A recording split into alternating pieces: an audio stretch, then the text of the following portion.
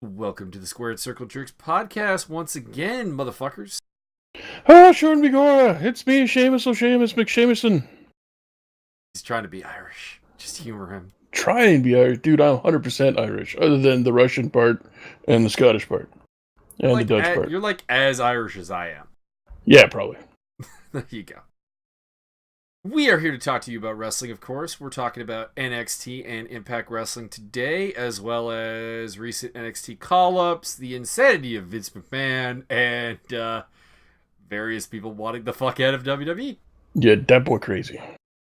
Let's open up with the NXT call-ups, shall we? Let's shall! So they brought up your boy Aleister Black, your boy Ricochet, and your boys DIY. Yup. And these are all good things. They're fantastic wrestlers, exposed to a larger audience, if allowed to do their shit.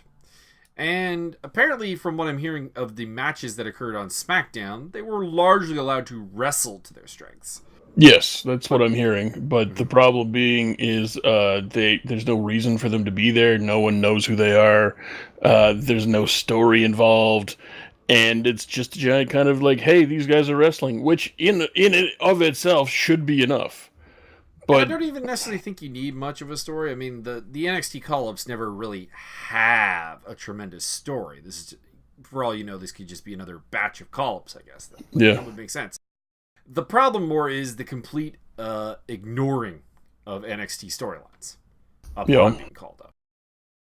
And by this, I mean specifically the DIY stuff where, yay, face tag team. Currently both heels on NXT and hate each other. I was going to say, neither of those guys have been real faces for... Gargano wasn't a real face as of like 3 months ago, I think. Somewhere around that general ballpark. And of course, Ciampa hasn't been a face in, well over a year. Well over, I would say almost 2 years. Yeah. I think. And then you also have the storyline where basically Triple H was not informed of this call-up until 7 hours beforehand.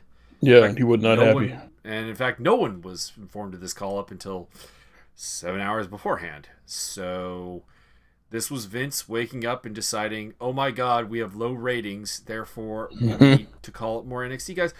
And I would like to say this is the proof that ratings do matter. I mean, they're not the be-all and end-all. This is not the Monday Night Wars where a low rating is the end of the world. There are other revenue streams. There's the network. There's pay-per-view. There's, of course, ridiculous loads of merchandise and advertising revenue and the TV contract. But one of those things, well, two of those things really, the ad revenue and the TV contract, are in fact based on ratings. And it's amazing how many people try to argue against that, frankly. So yeah, well, apparently, and the other thing is that from what I've been hearing, and I've heard this a couple of different times, is that the big money deal with SmackDown is prerequisite on Ronda Rousey's part of the deal. So you have to have Ronda Rousey on board.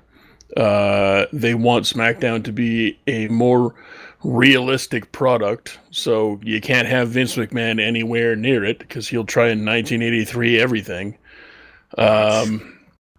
And ratings have to be good. So basically, what you need to do is stop treating your A show like it's the B show. You need to have Ronda Rousey, Samoa Joe, a lot of the guys that are on there now. Yeah, I'd say really you just need to move Ronda over and you're pretty well set, to be honest. Yeah, and you can't have anybody from NXT. Well, you can have some of the NXT people go to Raw, but not the good ones. So, I mean, that's just the end of the line for that. Well, you need to have Gargano and Ciampa. Like, it depends on why they're good. Like, Lars Sullivan, if he had not developed his we'll call them issues... and nobody's really clear on what that is. We only have rumors that he had some sort of anxiety attack. Mm-hmm. But like that style of guy, that guy can go to Raw, and he is good, but he suits the Raw kind of thing. But if you're gonna bring up a Gargano or a Black, a Ricochet, a Ciampa, Kyle O'Reilly, Roderick Strong, Bobby Fish, that ilk of performer that pretty much has to go to SmackDown. Yep. 100%. Anybody with wrestling talent needs to go to SmackDown. No. If they're wrestling more like entertainment style, like Adam Cole would fit on Raw. Yeah, absolutely. He's a fantastic wrestler. I would not say that at all. I would say he's a perfectly serviceable wrestler. He's a perfectly serviceable. He's an above average wrestler in the world of wrestling, which I would say is definitely the case. Because I mean, let's face it, there are some terrible wrestlers. There are a lot of terrible wrestlers that bring that average down. Yeah, like you can't. There's gonna be. It's gonna come off as sexist, but you can't have any ladies from NXT on SmackDown. You got Candice LeRae. You've got Io Shirai, your current champ. I mean, yeah, but if they allow them to wrestle, or if Fox doesn't want pirate princesses on their reality-based program, I sure shit don't think Io Shirai is going to be there. Yeah, that's a good point. I didn't really. Well, no, I could see Io Shirai. I think Kairi Sane would be the harder sell because she is the more anime of the two. Like that's true. Io Shirai is anime in the sense that she's Japanese and does wear a mask, but that's kind of really about the end of it. I would agree. But anyways, other rumors: Ty Dillinger wants out, the Usos may want out, and in the random most WWE thing to do, Bobby Lashley and Lio Rush teamed up against Finn Balor and Ricochet for no reason after Lashley had savagely beaten Lio Rush at the pay-per-view. Yeah, none of that makes a whole lot of sense. It makes sense in as much as if you're going to make Bobby Lashley a bully, makes a lot of sense. Tons of sense. 100% sense. But they're not doing that, from what I understand. Well, yeah, I mean, the other thing that kind of made it really, really dumb was that you basically had Lashley throw his lot in with Baron Corbin and Drew McIntyre. Could we not have just gotten Corbin out there to do the job? Like, yeah, seriously, you didn't even need to backpedal on this story. That's the problem. Yup. And basically, I think the deal with that is originally it was supposed to be Balor versus Ricochet, but Triple H, being intelligent, realized that you don't want to have Balor lose because he's the IC champion, and you don't want to have Ricochet lose in his debut. So really, that's a lose-lose situation as far as a debut is concerned. Yep. So, Triple H growing on me a little bit every day. I still question how much he literally understands things, or if he's just willing to listen to other people. Yeah. And to me, that's a significant upgrade from Vince either way. So. I'm wondering if him having to try and protect his spot his entire career, pretty much. And being the guy in the clique that got shit on, combined with having to try and oh fuck, that's never going to happen to me again, and trying to protect his spots for so long until he's not really an active wrestler anymore, but he got to get that WrestleMania payday. I think the year that he doesn't just come out of retirement for one night a year. Oh, I mean, he's wrestled twice this fiscal year, so. But I mean, the year he doesn't have to be the guy at WrestleMania that's taking a payday away from somebody who should be on the card is the year that I'll be totally sold on him. But I do also think that his experiences, being the guy who got shit on when everybody else was untouchable, and also having to try and fight his way to the top, he must have a certain perspective as to what it takes, who's got talent, why would they get shit on, holding guys back for no reason, which he's seen Vince do for 30 years now, right? He's seen Vince just hold people back because I had a bad fucking kebab. Yeah, therefore it's your fault. He's been an active participant in that sometimes. Yeah, 100%. So I'm just wondering, since he's seen all that, and now he's been given the chance to run his own promotion, essentially, with NXT, because apparently Vince doesn't watch it, and all he said to somebody in the office, "Get me the 4 best guys from NXT, and get them to me now, tonight." Yeah, pretty much. That is seemingly the story. Yeah, and he didn't have a clue who any of these 4 guys were. He just wanted the 4 best guys and put them out there. Yeah, that's, I mean, it's no real surprise that, frankly, Vince is out of touch and probably losing his mind a little bit. But, oh, fuck yeah. Have you seen pictures of him lately? God. Yeah. Oh, apparently Hardy Boys have reunited tonight on SmackDown and defeated the Bar. That's good. Yeah, and some asshole commented on my video. That's something for the Hardys to do, which they were significantly lacking. Yarp. And the Bar can take a loss without really losing too much momentum. Oh yeah, no problem. Plus, I mean, could this lead to the breakup of the Bar and a reunion of the Kings of Wrestling? I'll be down with that, except for that's not going to happen. Yeah, fuck no. If they were going to do that, it would already happen. Well, not only that, but they've moved Ono to SmackDown UK. That actually makes a fair bit of sense. Oh, totally, 100%. If you want to have a good product in 10 years, you need to have Ono there. But if I was Ono, I'd rather be teaming up on fucking SmackDown with your boys. Yeah, I don't know. I feel like Ono at the same time also wants to really make it as a single star to a degree. Yeah. He never really got to the top of the independent scene as a single. Like, CZW champion, PWG champion, nothing to sneeze at. But never was really thought of as A-grade material. Quite at that level. That doesn't make any sense to me, but I can see from his perspective why he would want to be a singles guy, yeah. Mm-hmm. You're driven to prove theoretical haters wrong. And by being part of the Kings of Wrestling, he's not really in any way going to be driven to do that. Or, well, he's not going to satisfy that. Yeah. All right, shall we talk about the NXT then? Grotesque. Okay.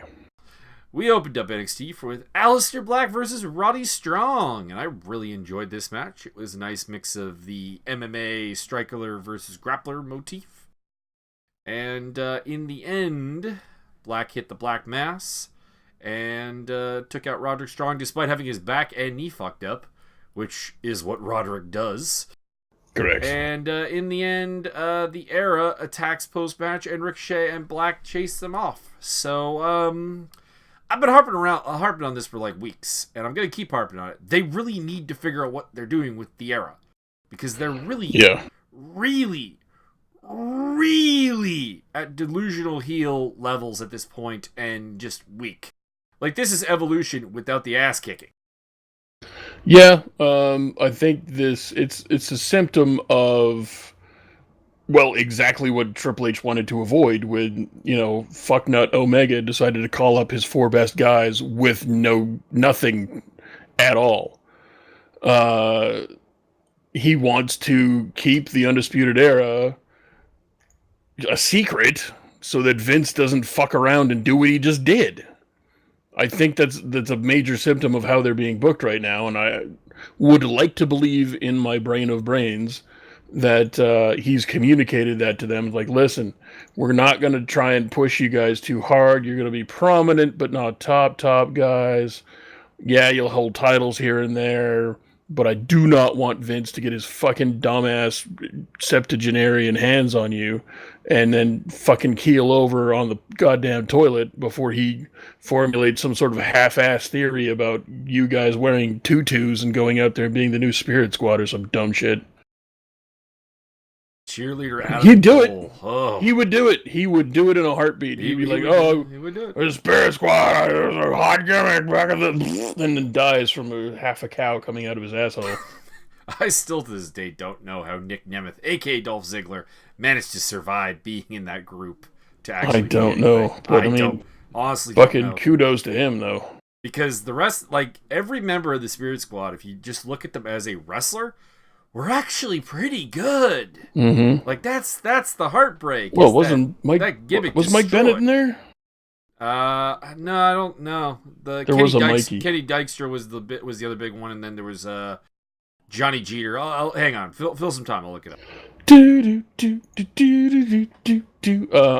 was a Mike of some sort, Mikey something. I just don't remember which Mike. I thought it was Mike Bennett. I'm probably 100% wrong. The Spirit Squad. And there was a Mikey, but it was not Mike. Mikey! Yeah, because he was shorter and bulkier. So we have Kenny, Mikey, Johnny, Mitch, and Nikki. Mitch Ryder and the Detroit Wheels. Kenny, of course, was Kenny Dykstra. Mikey was Mike Mondo, who's quite good, actually.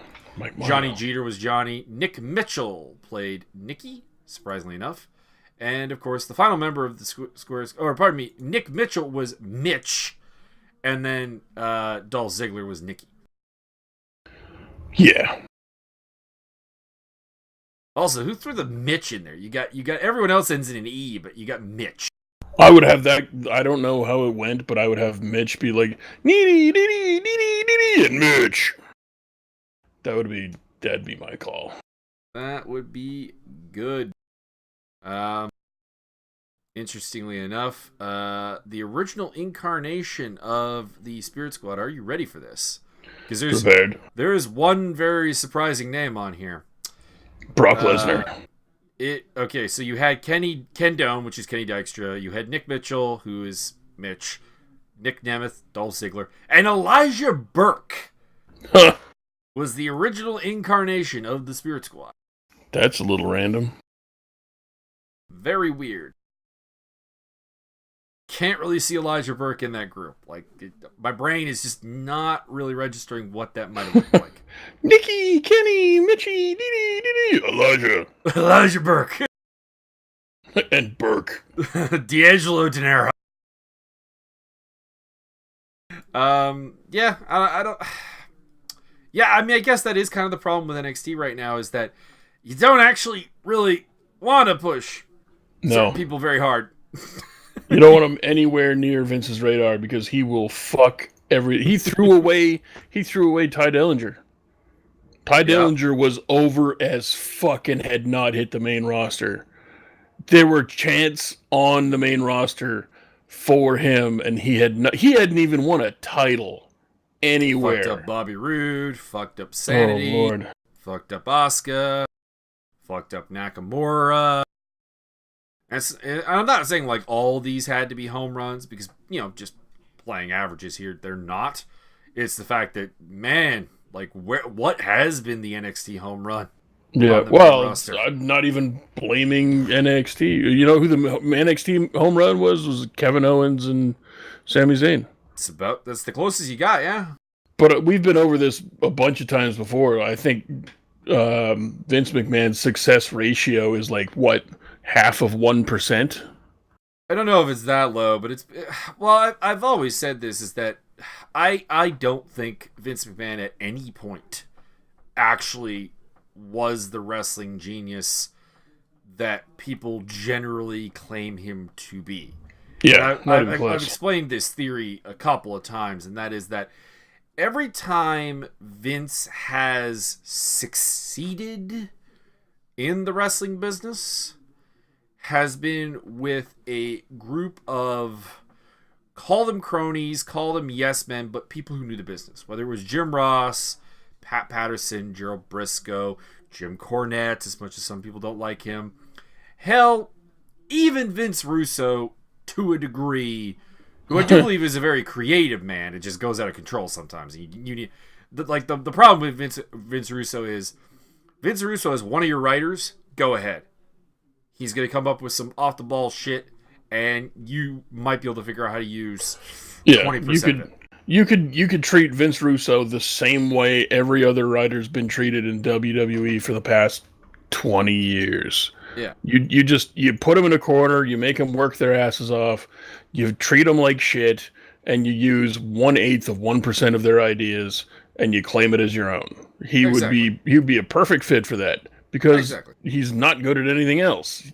Like he just spews out ideas like a diarrhea machine gun. And sure, some of it's going to stick to the wall, but it's not going to be frequent.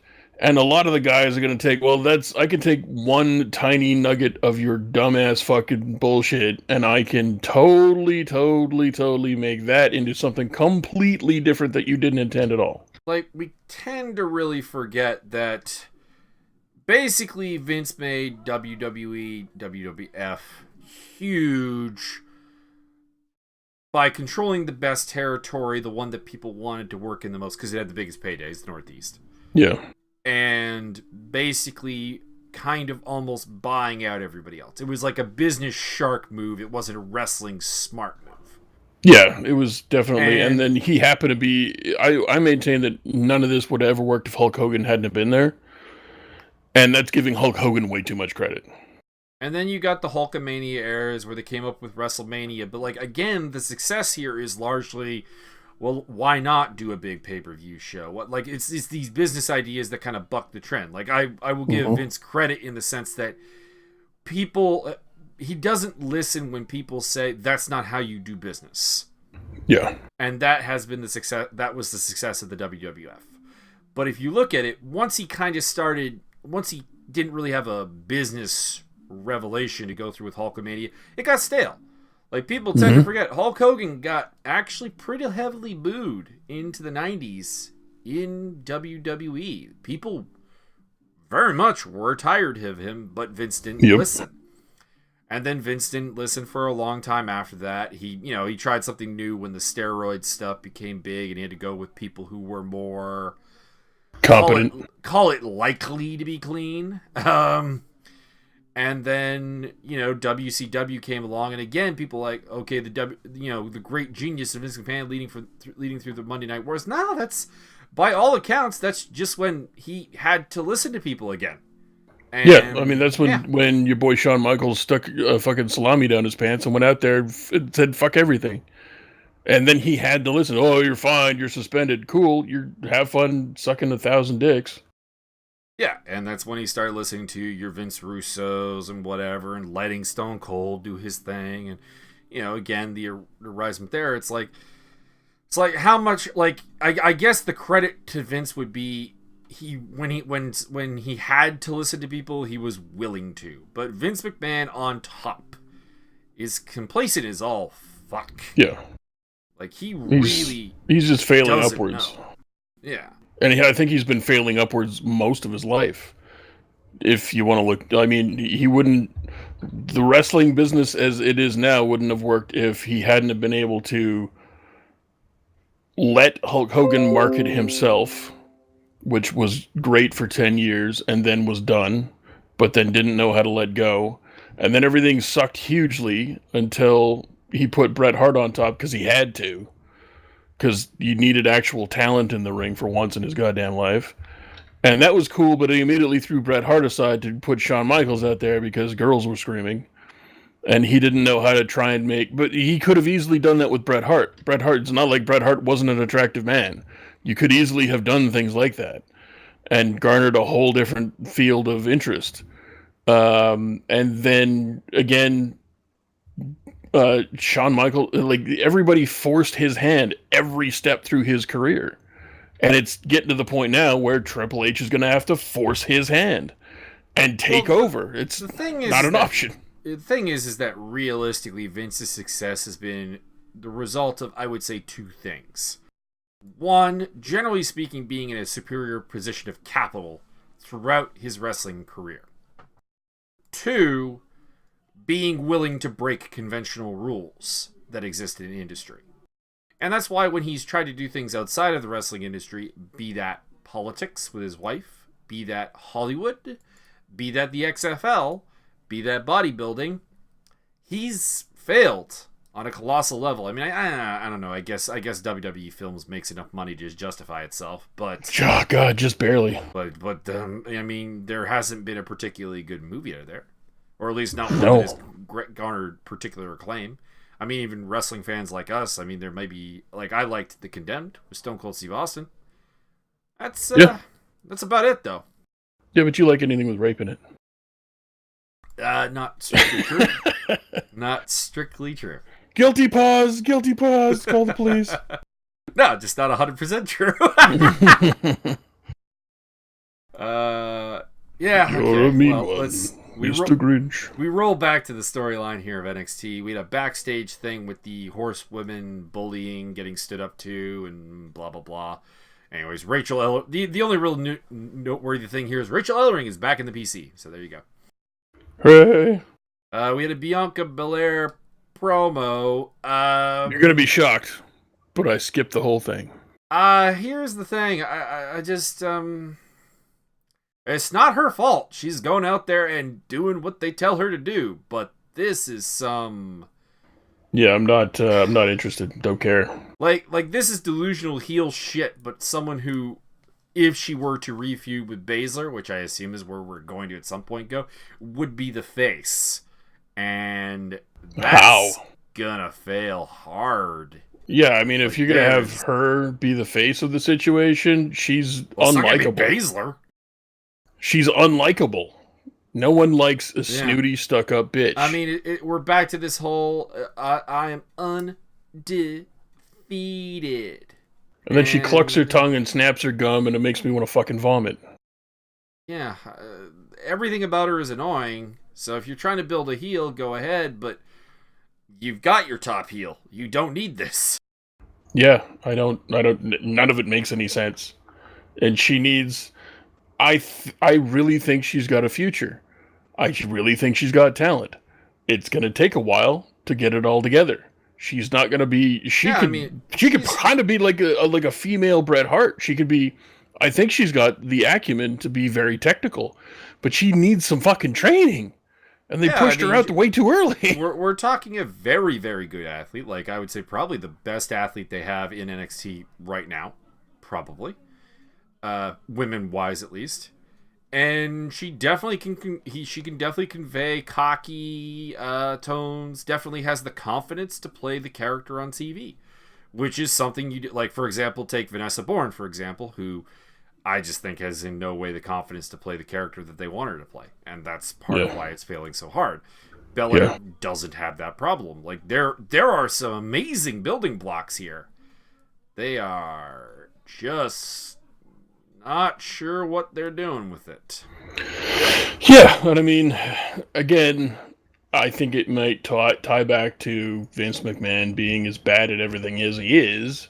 They don't want any of this shit on Vince's radar because they desperately have to have women to fill out roster spots. Desperately.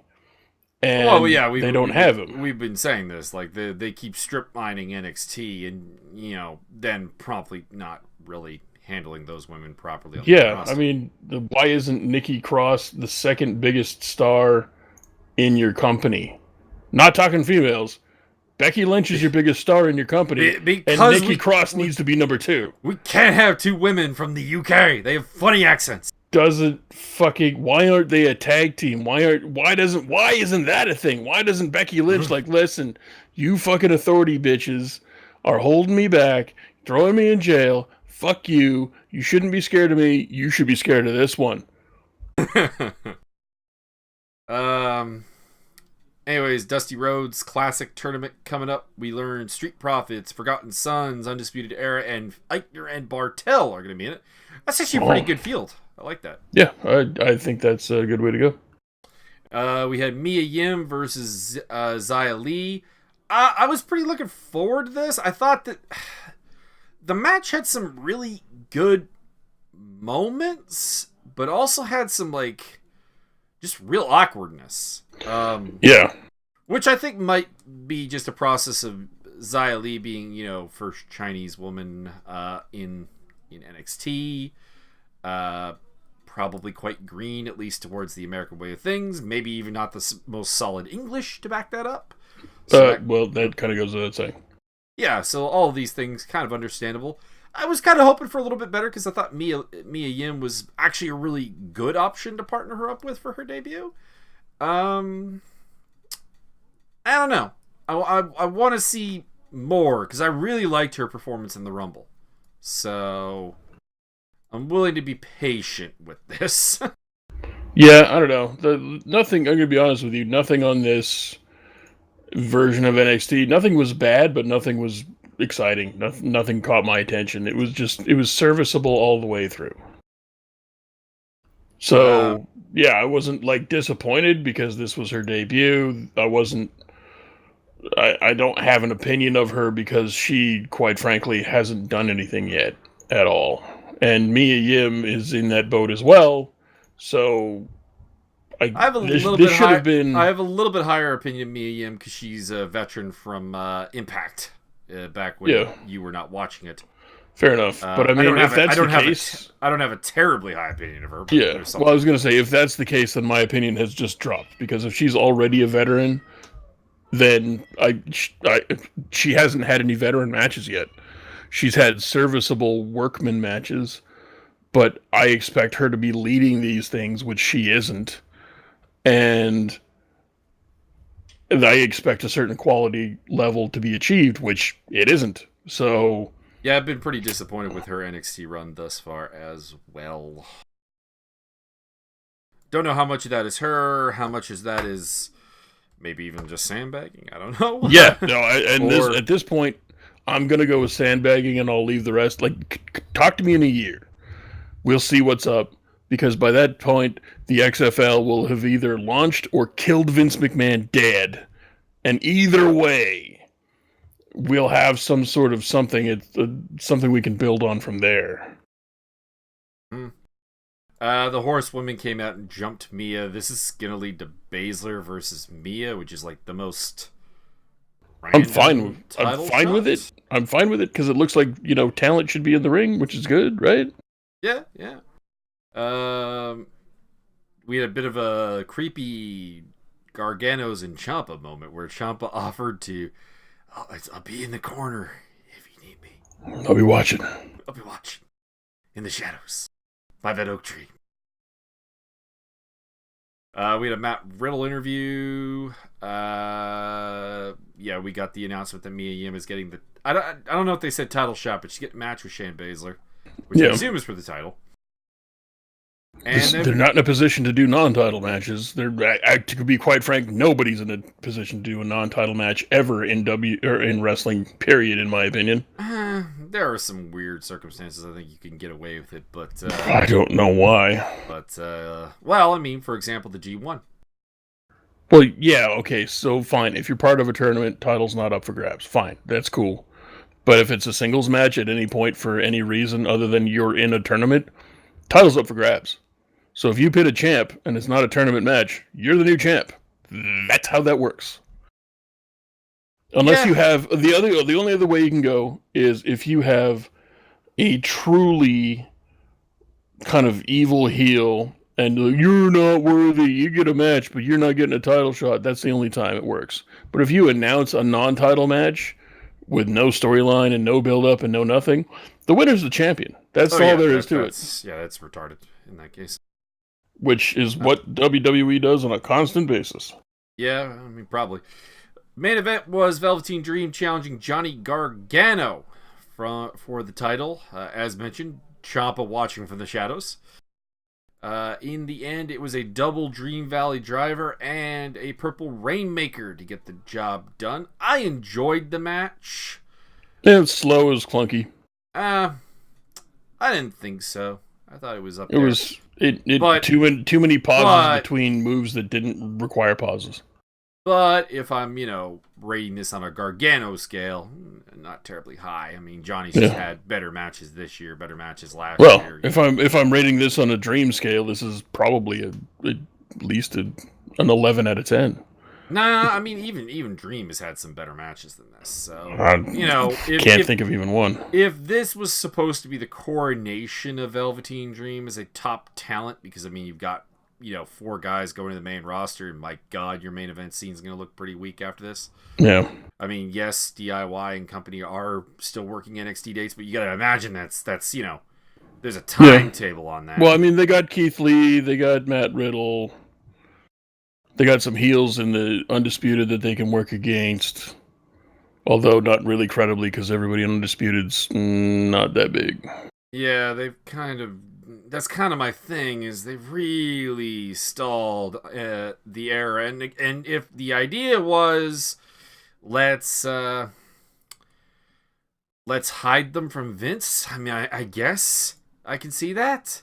Mm-hmm. But at some point, you need to at least change the tone of their promos, like, for the love of God. I think their promos are actually their only strong suit. Well, I mean, that's not true. Okay, they're great wrestlers. I enjoy watching Redragon and Roddy Strong wrestle. I don't really enjoy Adam Cole wrestling because he doesn't really do anything exciting. It's just kind of okay-ish wrestling that is on an above average level. And I guess you could say his personality kind of overshadows his slightly better than average wrestling. But it's like you can't put Adam Cole up against Keith Lee because Keith Lee should just steamroll him, right? It's not like Roddy Strong is going to be able to get Keith Lee up into a backbreaker credibly. It's just not a thing. But Roddy Strong's good enough in the ring that he doesn't need to rely on the backbreaker. If he has a match against Keith Lee, he can do other things. And including he could do more of his striking arsenal. Yeah, I mean he could do lung blowers. You know, after you've weakened the base, you do a lung blower, which feeds into the backbreaker thing, and you can do pull downs instead of lifting up and the end of heartache and stuff like that. But I don't think Adam Cole's not on that level. He doesn't have that arsenal or experience or anything like that. No, I've never thought Adam Cole was on the level of really any of the guys in the era in terms of just pure in-ring work. I think he's the best promo of the bunch. But that's that. I think Roddy's the best promo. Roddy is getting much better, and it's kind of weird that Roddy's getting better at promos kind of really late in his career. But, I think he was been in a lot of situations or in a lot of promotions where he wasn't required to do it. All he had to do is go out there and fucking wrestle. But it's like Roddy Strong has a believability, a genuineness in his promos that Adam Cole never does. So I prefer Roddy Strong's promos. I think that's a function of his pretty weak ass booking in NXT, to be honest. Because when he was ROH champion, before they went cowardly shit heel Adam Cole champion, his promos really resonated. It's just, I don't know, like Adam Cole kind of gets booked somewhat bizarrely a lot of places he goes. Yeah. And NXT has not been the exception to this. Anyways, Impact Wrestling from the 21st of February. We opened up with a Johnny Impact promo where he talks about, wanting a new challenger, wanting to be a fighting champion, and then Moose comes out, and Killer Cross comes out. Yeah, Moose's promo was dumb. Fucking, Johnny just spent, and like the actions will back this up. He just spent a little bit of time. I beat 3 guys. I shut everybody up. I'm fine. I'm fine. We're moving on. This, that, and the other. And Moose comes down and does this. All I hear is you crying. My body's breaking down. He didn't, A, no, he's not. And B, he didn't say that. I think he had a reference to his wife being concerned, but like that was about it, really. Yeah, none of it made any sense, and it was badly delivered. I don't get it. It was a weak promo, but fortunately Killer Cross is here to save this, because my notes here is Cross has big capital for Moose. That's correct. Because Killer Cross has mastered the idea of, you know what? I'm going to have a very simple promo. I'm just going to use the biggest words possible. You may or may not hear him say something like verisimilitude. Yeah. Or venomous, when, a much shorter word would do. Like poisonous? Yeah, no. I got you. Anyways, Impact is like, why don't we have a match? Why don't we have a number 1 contenders match? And Killer Cross is like, nah, that's not how it's going to go. That's how you would like it when you and then Moose decks him. And we have our match. I'll show you how it really is. Oh, you're like, he's going to punch Moose right in the face. Oh, no, Moose got him first. That was great. Indeed. Cross and Moose had a match here. This was, this wasn't meant to be a classic or anything. I did enjoy the low blow trade. That was good. Yeah. You kicked me in the nuts. You kicked me in the nuts first. Anyways, action spills out to the floor. Johnny's on commentary, and gets coffee splashed in his face. And then he, gets a big boot from Moose, ends up attacking. We get a no contest. Cross and Moose team up against him, so they're still friends. And then Brian Cage comes out to kill shit. So, this is going to lead to a promo later, or not a promo, but a backstage deal later in the night where Johnny wants Cage to help him get rid of Moose and Cross, and then he can get his title shot, and he gives him the contract and everything. So, tag team match. Yay. Yeah. Yeah, he appeals to, listen, you're never going to get a fair title shot as long as those idiots are running around together. I propose we put them in the hospital. Yeah. Don Callis has a bit where he hires Glenn Gilberti, and I'm intrigued to see where this goes. Yeah. Well, you know what? I just had a thought. I would be interested to see if they do something like a no DQ match, or I don't know how they're going to do it, but like some sort of hardcore-esque match between those two teams. And then, of course, Cage and Johnny win, and then Cage wants his title shot right fucking now. I mean, I could see it. I wouldn't like it if Mundo's pretty much laid out or shit. Because I mean, unless you're gonna go heel Cage, you gotta think Cage wants that mano a mano, a relatively fair fight. Yeah, that's definitely a thing. But it wouldn't surprise me. Would not, no. We had the Rascals doing their typical That 70 Show Get High circle. And Wentz and Trey are debating over basically who's better, in a nutshell. Trey's bringing up, I beat Ethan Page, and Wentz is like, well, me and Dez, we beat the Desi Hit Squad. All right, fine. I'm going to go beat up Ethan Page. And then Trey's like, well, fine, I'm going to go tag with Dez. We're going to go beat the Desi Hit Squad again. And Dez is like, do I even get a say at this? No, you do not. And then this is great because Gavin Singh shows up to show them how to get properly fucked up. This is the best thing Gavin Singh has done. In fact, might be the only thing he's ever done good in his career. Just brings out the big pipe, and they get wasted to the point where Wentz looks like he's dead. Yeah.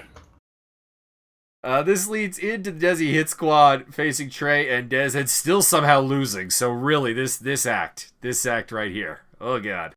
Yeah, I don't know. Again, not sure what a Desi is. Not sure why a hit squad of them would be frightening. And these guys have been, lower mid-card tag team feeder jobbers for the entire time I've been seeing them. So why would I believe they're going to beat the Rascals?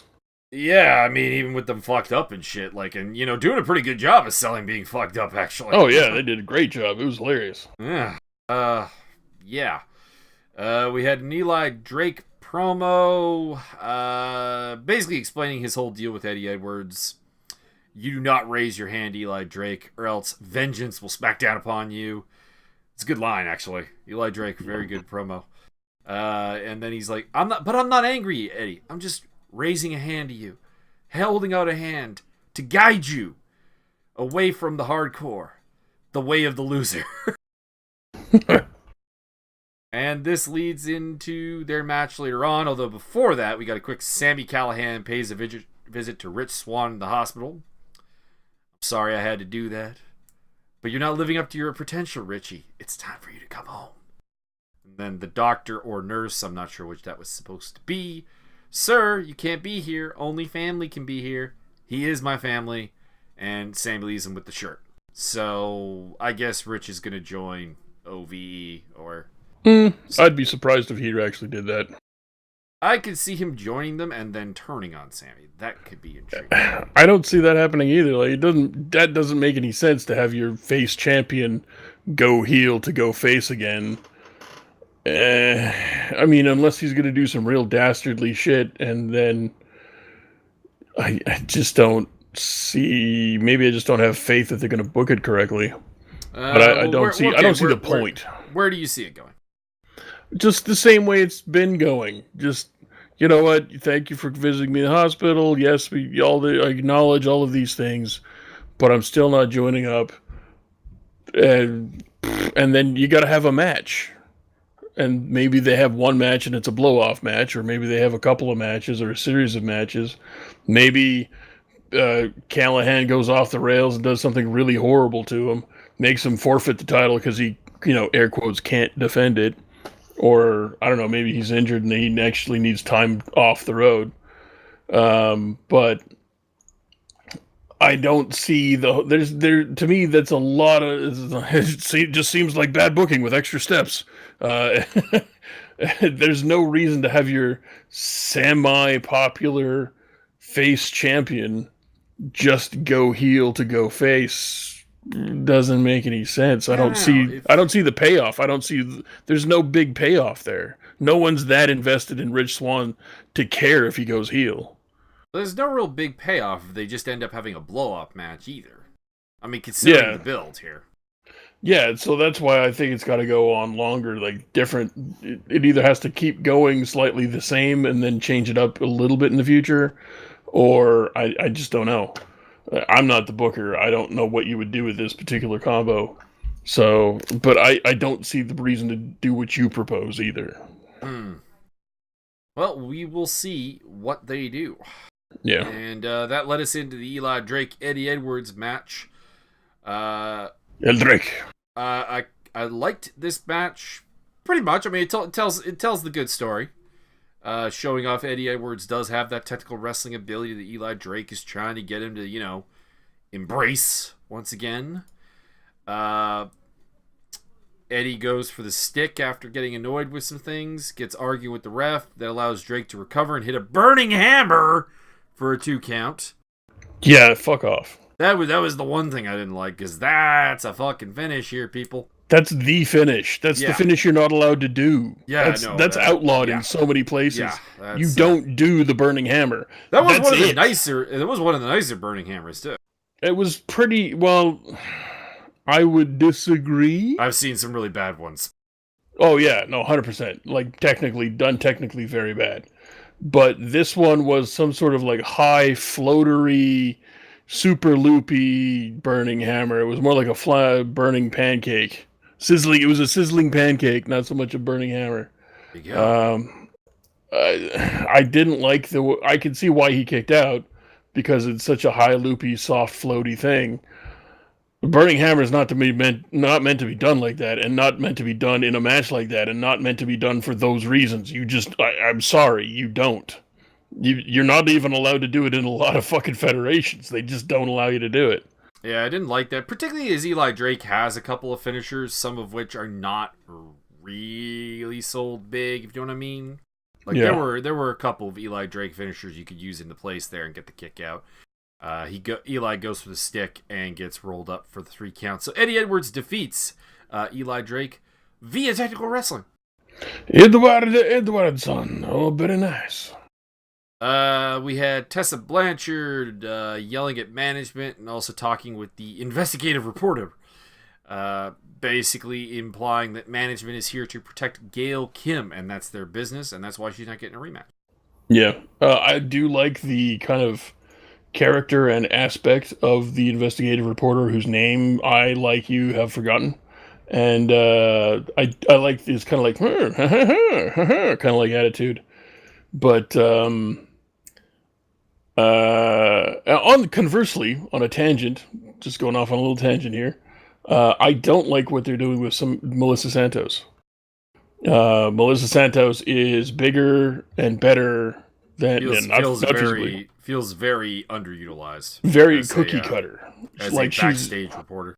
She's very WWE right now, and I don't know if you know this, but she was pretty popular in Lucha Underground for reasons because she was involved with things, and people were given a reason to give a shit, and she made the most of that. And you have a massive talent on your hands, and you're not using it, and I don't understand why. And I also don't agree with almost literally every single dude she interviews implies that she's just going to go sleep with them.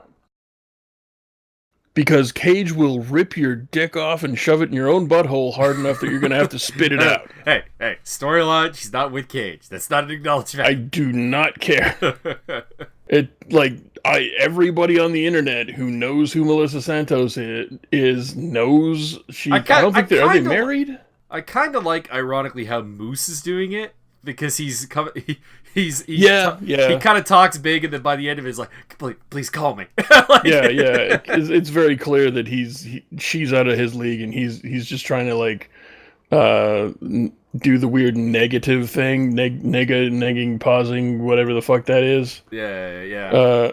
Now, if it works, I'm gonna be pissed, but fuck, it's not gonna work. But it does amuse me on some level.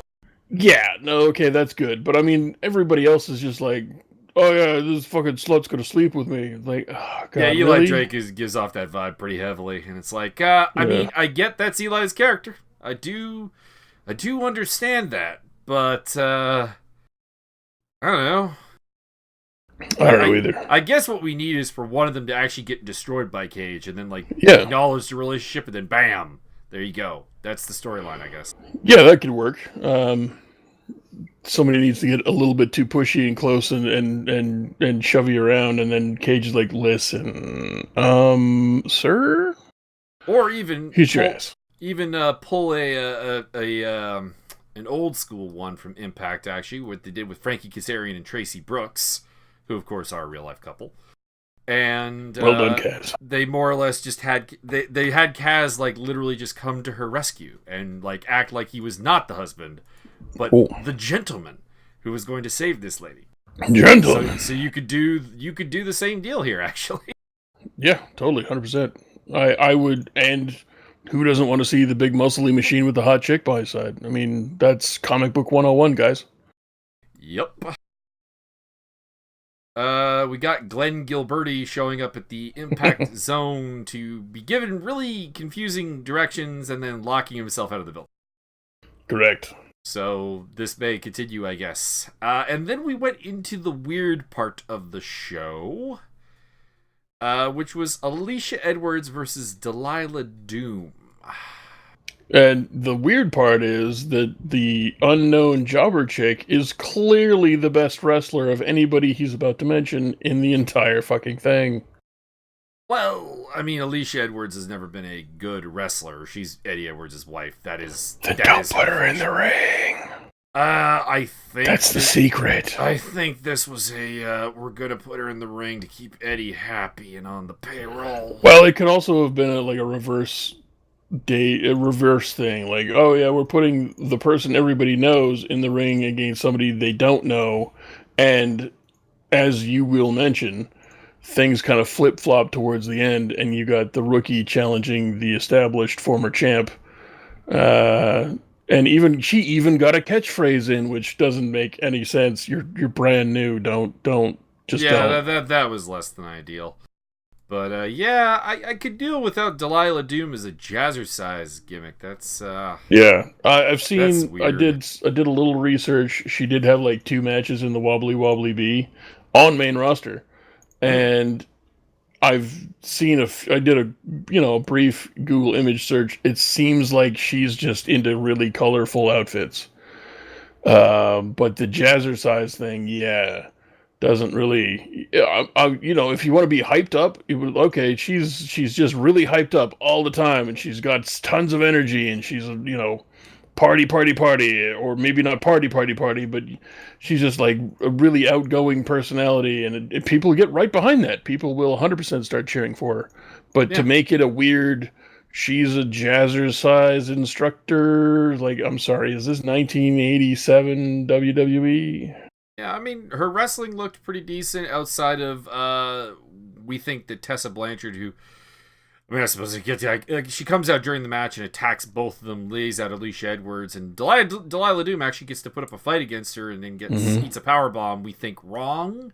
I don't know if she took it wrong or what happened, but maybe she was just trying to really oversell afterwards, but after she took the powerbomb, everything that Tessa Blanchard tried to do with her physically, she just kept falling down and falling down and falling down, which is either a concussion or just overselling kind of needlessly, but maybe she was just trying to make a big first impression. I don't know. Well, we'll see what she does in a match with Tessa Blanchard, which appears to be coming down the line, because she had a promo where she called out Tess afterwards. So, yeah. Let's see. I mean, and then had a really bad. they kind of put her over here because I mean she's there fighting against Tessa, and Edwards is just dead. Yep. Like dead the whole time. Like admittedly, she ate the damage on the ramp, but still.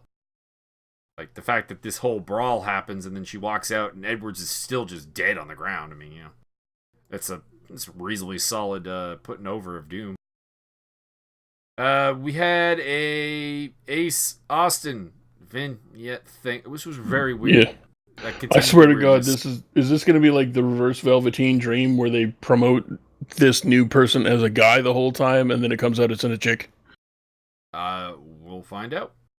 Because that, I think I still have I'm sure PTSD Wikipedia. I'm sure Wikipedia probably has the answer for us, but I don't want to spoil myself. Probably, yeah. No, I'll wait.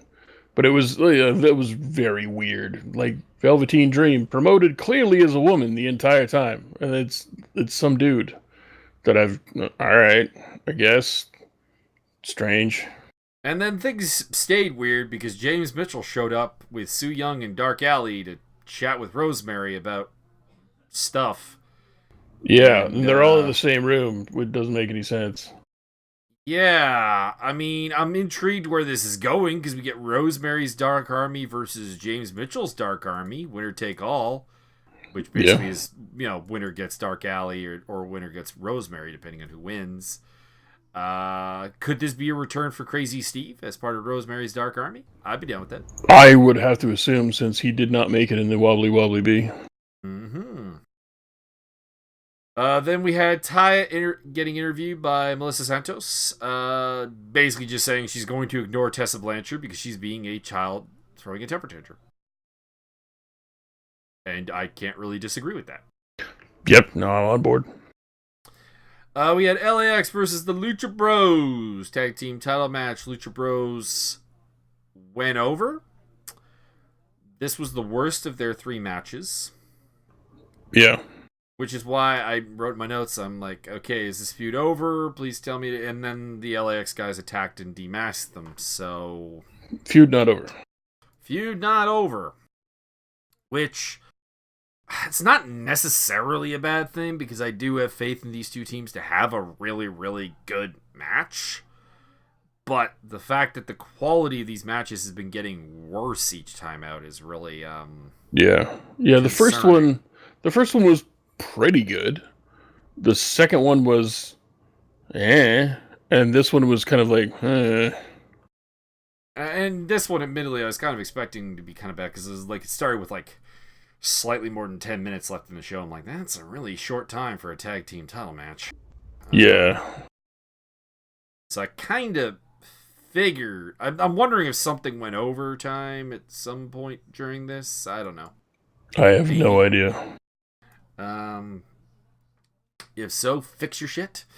Yeah, that was Impact Wrestling, which continues to be a really mixed bag. Like a very mixed bag. So, Scott D'Amore, Don Callis, let's get the A-grade material going, because you're both very smart wrestling men.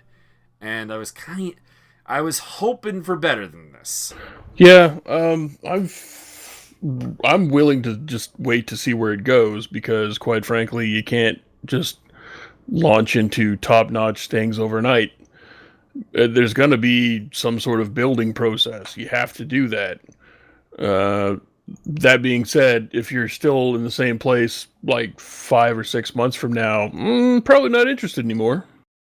And I'm a big wrestling fan, so everybody else who's not me will lose interest in a month.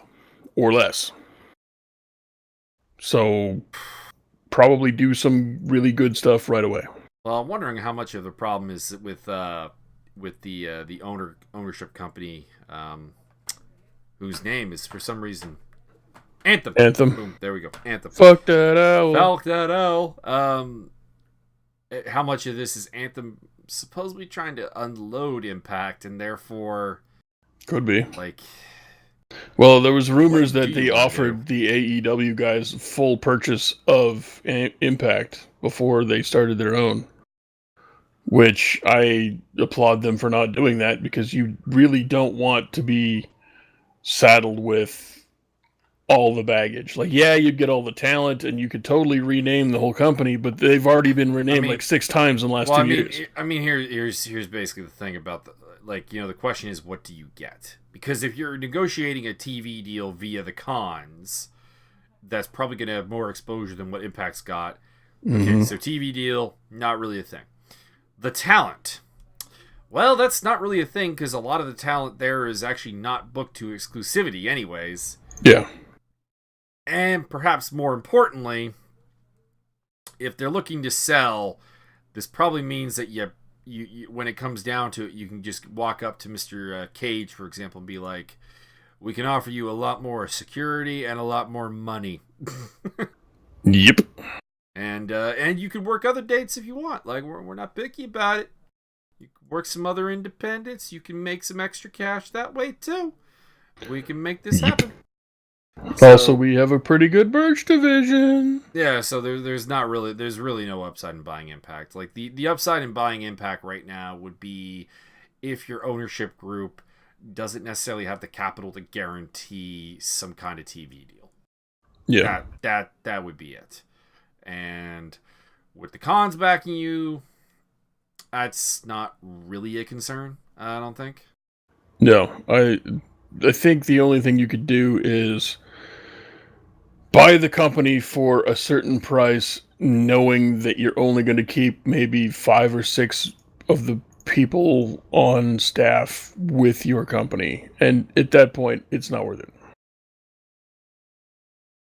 Yeah, especially when considering that I think the door to sign those very people is, going to be open relatively soon. Exactly, yeah. And I mean, AEW already has so many people on, kind of, I'm going to just use the word retainer for lack of a better term, people that they're not personally, or they're not 100% signed to the company exclusively, but they've got access to, i.e. the Lucha Brothers, i.e.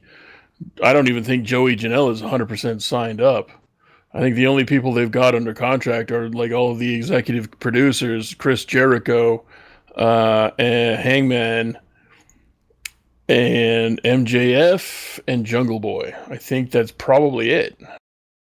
I believe Janela is fully signed. I believe Could be. That's the case. But I mean, I don't think Sammy Guevara is signed. No, Sammy Guevara is not. And I believe the Janela actually has a office title on top of that, actually. Not executive VP like the Bucks and Cody, but some kind of creative staff position event. Yeah. Oh, and Brandy. I forgot about Brandy. My bad. Of course, Brandy.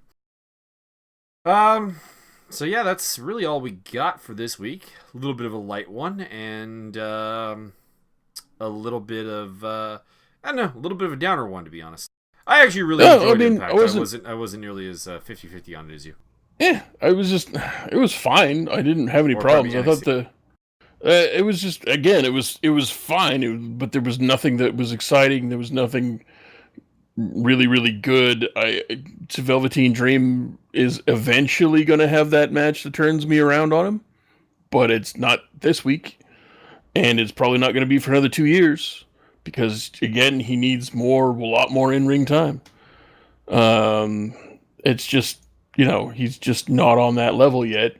And anybody who says that he is, in my opinion, is incorrect. So... Yeah, he is definitely one of those ones that I've not really particularly gotten the hype around. I think Bianca Belair is another example of that I think people are confusing talent / potential with what exists now. Yeah, I would say that's accurate. They definitely have a ton of potential. They just don't have it all together yet. So Bianca Belair is going to take 2-3 years. We didn't even mention it, but one of the plans rumored for Asuka for Mania was a match with Lacey Evans. Yeah. Fuck right off. Yeah. Fuck right off. I realized that I said back at the Royal Rumble, I would say nothing but nice things about Lacey Evans because she eliminated the Iconics. I think the main roster doesn't count. I am going to continue to say nice things about Lacey Evans. I am going to purely say bad things about WWE's booking committee who wanted that match. Correct.